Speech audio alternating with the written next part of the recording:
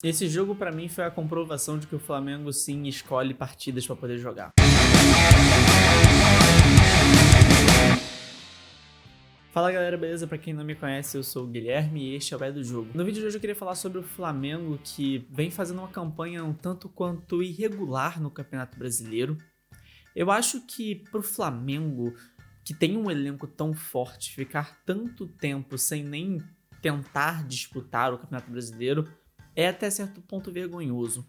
Eu entendo que talvez não dê para poder disputar todas as 3 competições, até porque é um calendário muito longo, com muitas partidas e exige muito dos atletas, tanto fisicamente como psicologicamente. Mas para uma equipe como o Flamengo, que tem um elenco tão vasto, que tem um investimento tão grande, né, na sua equipe de futebol, você vai olhar o Flamengo dos 11 jogadores que jogam cada partida inicialmente, como os jogadores que estão no banco de reservas, é de longe o time com a maior qualidade de jogadores no Brasil inteiro. Mas não dá para entender o porquê que o Flamengo consegue ter tanta inconsistência, né, durante o ano inteiro. Eu entendo algumas coisas, como por exemplo, eu acho que a troca de técnicos. Eu acho que a câmera tá um pouco zoada. Vou acertar aqui. Eu acho que a troca de técnicos ela influencia muito nessa qualidade do jogo do Flamengo, que o Flamengo troca de técnico constantemente, é até bizarro se for parar pra pensar. Os times que estão mais acima do Flamengo na tabela no momento são o Botafogo e o Grêmio, que o Botafogo até outro dia tinha um técnico que estava há um ano no cargo, né? Então tinha um trabalho mais longevo e agora começando do zero com o Bruno Lage, mas não começando do zero porque a equipe já tá bem, já tá muito no estágio avançado, então é basicamente só dar continuidade. Mas enfim, mas o Flamengo ele constantemente vive com essa troca de técnicos, o Flamengo constantemente está mudando o percurso do seu trabalho no meio do caminho, e isso atrapalha muito o desenvolvimento de uma equipe de futebol. Mas para você que nunca viu algum vídeo aqui no canal do jogo, que tá conhecendo aqui o canal agora, primeira vez que vem aqui, eu peço para que você se inscreva aqui no canal, dê like no vídeo, por favor, e também ative o sininho de todas as notificações para que toda vez que soltarmos um vídeo novo aqui, você seja avisado, e dê o like para que esse vídeo alcance o máximo de pessoas possíveis, tudo isso ajuda bastante para o crescimento aqui do jogo. Mas enfim, vendo o jogo de ontem, eu acho que é óbvio que o Flamengo tem essa mentalidade. Os jogadores do Flamengo, como tem essa qualidade muito grande, eles têm uma mentalidade de a qualquer momento a gente pode vencer. A qualquer momento o time do Flamengo pode chegar lá, fazer o que ele quiser e vai conseguir sair com a vitória, sendo que claramente o jogo se mostra não ser assim. Tanto é que, você viu a oportunidade que o Gerson perdeu no início do jogo, aquela cabeçada, né? Eu acho que logo os 6 minutos, coisa do tipo, o Gerson perdeu uma cabeçada na cara do gol, que era só ele literalmente cabecear reto. Ele fazia o gol. E você vê algumas outras lances, como um certo preciosismo, por exemplo, do Gabigol, que tentou driblar o goleiro num lance ali, sendo que era talvez só ele bater pro gol que ele conseguia fazer. Eu acho esse certo preciosismo, essa certa... Não sei se é uma certa soberba, não sei se é essa questão do Flamengo achar que a qualquer momento pode sim vencer a partida, que faz com que o time do Flamengo ele não entre, principalmente nos jogos do Campeonato Brasileiro, com a gana necessária para ser campeão, para vencer aquela partida. É muito diferente você ver o Flamengo que entra nos jogos do Campeonato Brasileiro com o Flamengo faz, por exemplo, numa Copa do Brasil ou na Libertadores. É muito diferente. Acho que foi o Mauro César que falou disso pela primeira vez, que o Flamengo escolhe partidas e cada vez mais fica óbvio, principalmente depois de um longo período de inatividade, né, por parte do Flamengo. Você vê como foi depois da data FIFA, quando o Flamengo jogou contra o Red Bull Bragantino, um jogo fraquíssimo que foi, uma humilhação total do Flamengo. E agora, novamente, depois de uma semana inteira para treinar, né, o Flamengo também faz um jogo até certo ponto patético, né, para se usar a palavra também popularizada pelo Mauro César, aqui no meio esportivo pelo menos. Não faz sentido com o time que tem, com os jogadores que tem, depois de uma semana livre para os jogadores descansarem, né, o Flamengo que vinha numa sequência muito longa de jogos por estar nas 3 competições, não faz sentido ele fazer um jogo tão fraco, tão abaixo do nível. Muitas coisas também dá para se colocar em cima do Jorge Sampaoli. Eu não acho que ele seja o principal culpado, mas dá para se colocar muitas coisas em cima dele. Por exemplo, as substituições que foram feitas. Eu não entendo por que o Gerson, o Gabigol ficaram no jogo todo, porque eles tiveram um jogo muito, muito abaixo. Algumas coisas o Flamengo vai precisar melhorar com o tempo. Acho que o Sampaoli ainda vai precisar acertar a mão do time, que tem muitas e muitas coisas que o Flamengo tem errado, falhado muito. Uma das coisas também que eu acho que é interessante comentar é também a questão do Matheus Cunha, que foi colocado que o Matheus Cunha é um bom goleiro com a bola nos pés, né? Que ele tem uma boa saída de jogo e tudo mais. Eu tô com os números aqui do SofaScore, vou até usar a colinha que tá ali no meu computador para poder falar para vocês. O Matheus Cunha, desde que ele assumiu a titularidade do gol do Flamengo em jogos do Campeonato Brasileiro, ele tem um aproveitamento de passe de 74% dos passes tentados. E ele com muita frequência tenta bolas longas, e o aproveitamento de passes dele nesse tipo de jogada, nos passes longos, é de apenas 40%. Não são números tão estrondosos, não são números tão tipo, nossa, realmente é um excelente goleiro com a bola nos pés, e em alguns momentos ele até falha em dar a opção do passe. Ele tenta isso com frequência, você até vê ele tentando sair um pouco mais da área e dar essa oportunidade de passe, mas às vezes ele não aparece quando o time mais precisa para essa função, e ele tenta exageradamente,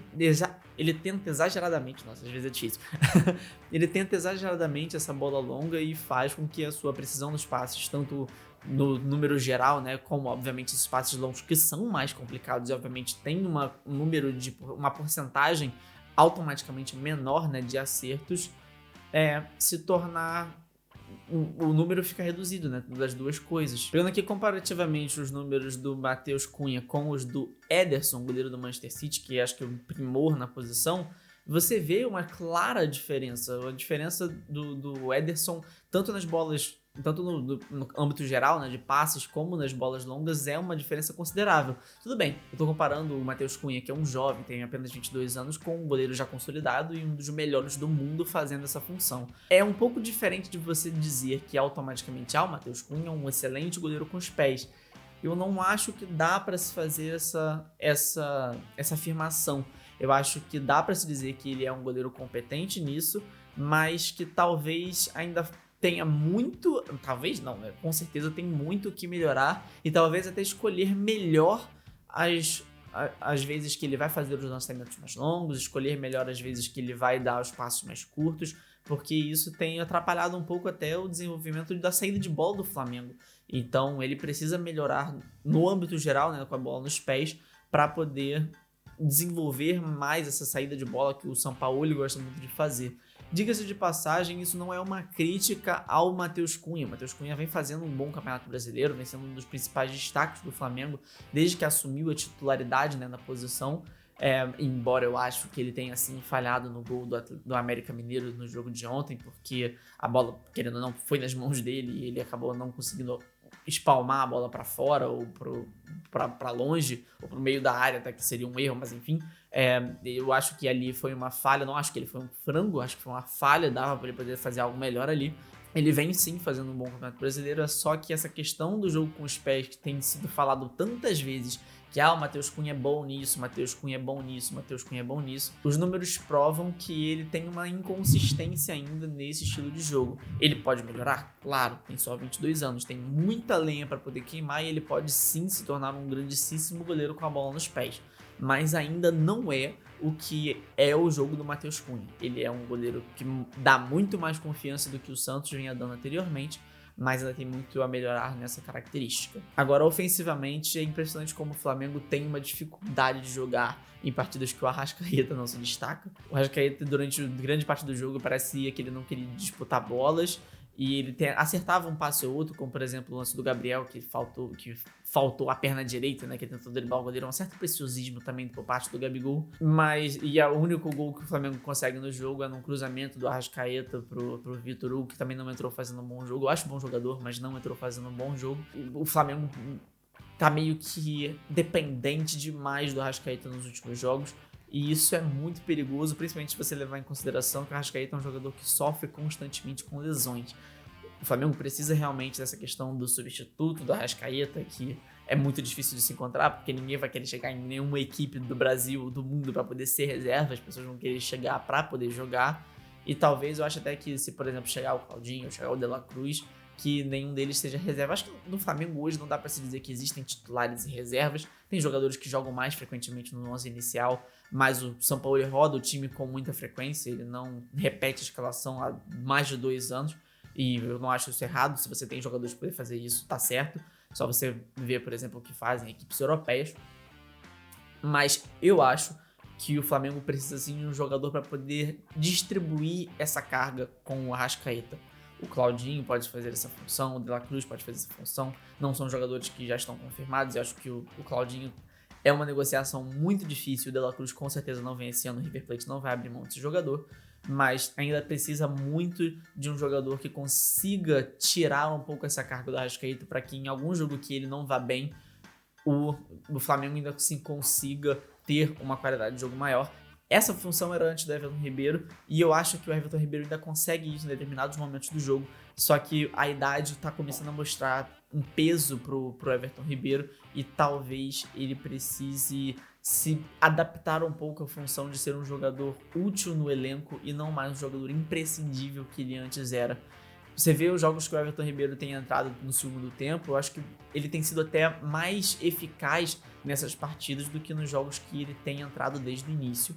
Então, talvez o Everton Ribeiro precise começar a entender que a sua função no Flamengo vai se tornando cada vez mais diminuta.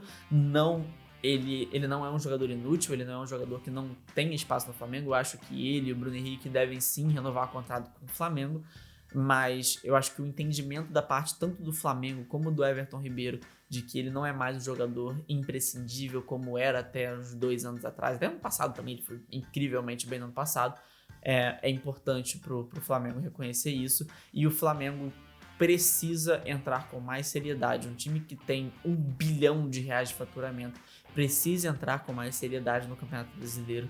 Eu tenho pra mim que o Campeonato Brasileiro é um dos campeonatos mais importantes, assim, a Libertadores, depois o Brasileiro. Eu acho o Brasileiro muito mais importante do que a Copa do Brasil. Tem a questão financeira, obviamente, que na Copa do Brasil é muito forte, mas eu acho que pro patamar que o Flamengo tem, e acho que pra uma equipe que busca ter o reconhecimento de uma das maiores do seu país, o título nacional é muito mais importante que o título da Copa. Você vê isso em vários lugares do mundo, não apenas na Europa, mas também até no continente sul-americano. As equipes querem ser campeões do seu país, não da Copa do seu país. O título da Copa, eu acho que o Brasil leva muito isso como tão importante devido ainda a uma certa lembrança da época de Campeonato Brasileiro de mata-mata que precisa talvez ser alterada, porque o Campeonato Brasileiro de pontos corridos já é disputado assim há mais de 20 anos. Começou em 2003, estamos em 2023, então essa é a 21ª edição do Campeonato Brasileiro de Pontos Corridos. Tem pessoas como eu, por exemplo, que não viram o Campeonato Brasileiro sendo disputado em mata-mata. A última edição de mata-mata foi em 2002, eu tinha 3 anos de idade. Então, muitas pessoas já estão acostumadas com os pontos corridos, são crias dos pontos corridos. Então, acho que o futebol brasileiro como um todo precisa entender que o Campeonato Brasileiro, como pontos corridos, ele é sim a competição mais importante em âmbito nacional, porque é essa competição que você vê o patamar de uma equipe sendo lembrada. Porque o Flamengo ou o Botafogo, como muito provavelmente vai ser esse ano, sendo campeão do Campeonato Brasileiro, vai poder se dizer campeão brasileiro, não campeão da Copa. O campeão da Copa é algo que tá ali, meio que separado até. Mas o campeão brasileiro é do país todo, você é o campeão. Então, uma equipe que tem 1 bilhão de faturamento nem chegar a brigar por esse título, eu acho patético. Mas e você? O que você acha do Flamengo nesse Campeonato Brasileiro? O que você acha que tem sido a temporada do Flamengo até agora? Tá satisfeito? Acha que precisa melhorar muita coisa? Comenta aqui embaixo pra mim, por favor. E, por favor, mais uma vez, se inscreva aqui na do jogo, caso tenha gostado aqui do conteúdo. Eu vou deixar também algumas outras opções de vídeos, tanto aqui no card aqui em cima, como na descrição, para você acompanhar e continuar conhecendo aqui o trabalho do canal. Para todos vocês que estiveram comigo até aqui, meu muito obrigado, um grande abraço e até a próxima.